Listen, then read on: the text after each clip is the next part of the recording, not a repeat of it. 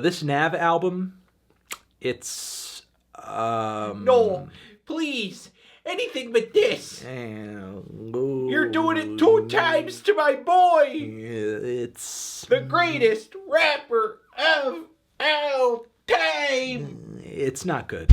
Nav is a songwriter, rapper, and auto-crooner from the great country of Canada. This is his latest full-length album. I first heard of this dude back in 2017 through his self-titled LP. This album didn't really strike me as anything special at the time, and there wasn't really any reason to kind of ring the alarms just hearing another forgettable, nondescript auto-croon trap record. I hear so many of those week in and week out. Again, hearing another one wasn't really a big deal around the time this record came out. I mostly remember focusing on other things. Shortly after the release of this record, we had the Nav and Metro Boomin collab, Perfect Timing. And then in 2018, Nav's profile seemed to grow with the release of his next full-length album, Reckless, which I did end up covering. I said the album was not good. And the reason I ended up talking about this record was the hype building behind Nav on this album. Let me put it this way.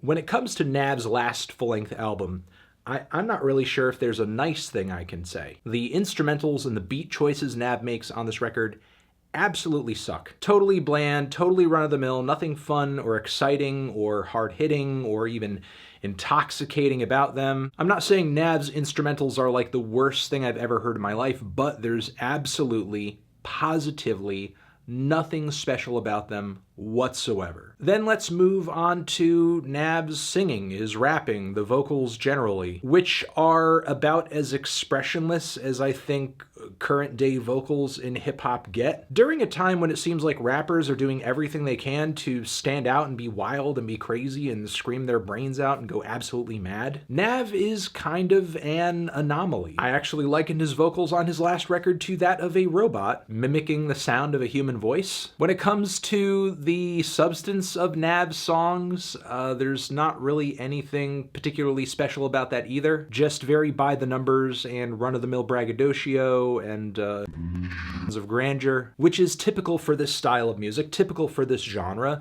not necessarily a bad thing. But typically bold claims in hip-hop come along with bold wordplay, bold flows, bold personalities that make it all kind of believable. Now, I know up until this point I've been talking a lot about Nav's sound, his style, his last album, and the reason I've hung in this area for so long is that pretty much everything that applies to Nav's last record also applies to this new album over here. His voice is still incredibly nasal, incredibly flat, horrid, emotionless, absolutely boring. At this moment in time, I still cannot name a more boring rapper and singer in hip-hop than Nav. I think Nav is hip-hop's most non-essential character at the moment. There's absolutely nothing that his music, his sound, his style brings to the table. He picks the most run-of-the-mill, forgettable beats. His songs and their structures are very plain, very basic. The energy he brings to his songs is, for the most part, non-existent. I guess what I can give Nav on this album is that there are some bars and lines that are unintentionally funny, like on the track I'm Ready, where he literally says,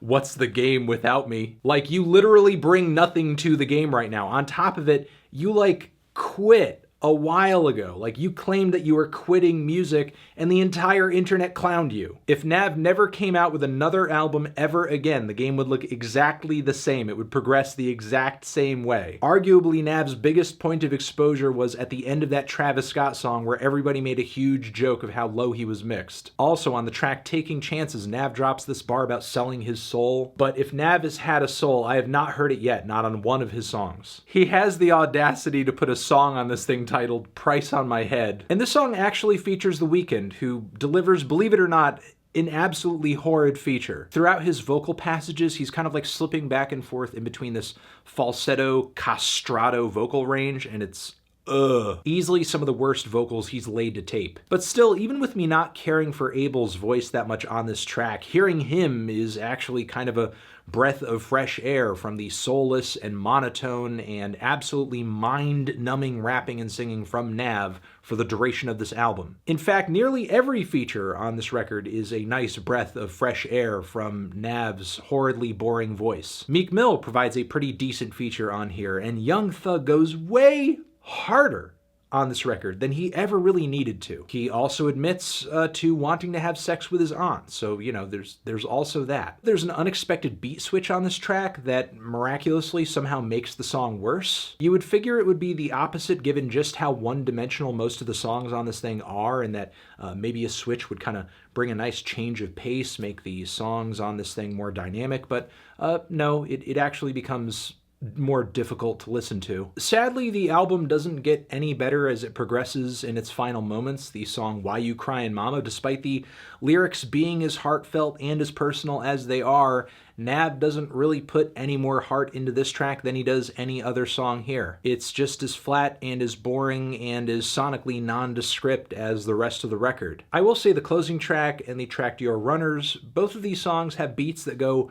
relatively hard, much harder than some of the other cuts on the record. And Nav brings some decent flows to these songs as well, but Jesus, like, he really does need more than just like an okay flow and an okay beat to get by. There needs to be something there interesting in terms of the lyrics. It doesn't even need to be deep or substantive or conscious or anything like that. I don't know, something clever, something funny, an observation of some type, something titillating or exciting or fun. And still, just the vocal delivery is absolutely drab. Honestly, I'm in a really weird place right now because I want to say that Nav is the most forgettable rapper working today. But I feel like in how uniquely forgettable and run-of-the-mill he is, he somehow has created an identity. He is unique in that he literally has so little going for him artistically speaking. He's like so devoid of anything interesting going on in his music. It's actually kind of shocking. Yeah, honestly shocked. Despite how many songs and how many projects this guy has under his belt, and he still cannot come up with a compelling track. If you put a gun in my mouth and you told me to write down the characteristics of a Nav song, the only thing I could think to write down would be just make sure nothing absolutely stands out and just make sure you have a very tiny nasally voice with an utter lack of emotion. I mean, some people have tried to sell me on the idea that, hey, this new record of his, it's his best record, it's better than his last album, but no, this still sucks. Maybe the beats are a bit bigger and they hide the flaws of Nav's voice a bit better, but geez, like, that's it. This new Nav album, it's not good. Musician, have you given this album a listen? Did you love it? Did you hate it? What would you rate it? You're the best, you're the best. What should I review next? Hit the like if you like. Please subscribe and please don't cry. Hit the bell as well. Over here next to my head is another video that you can check out. Hit that upworthy link to subscribe to the channel. Anthony Fantano, Nav, Bad Habits, not good.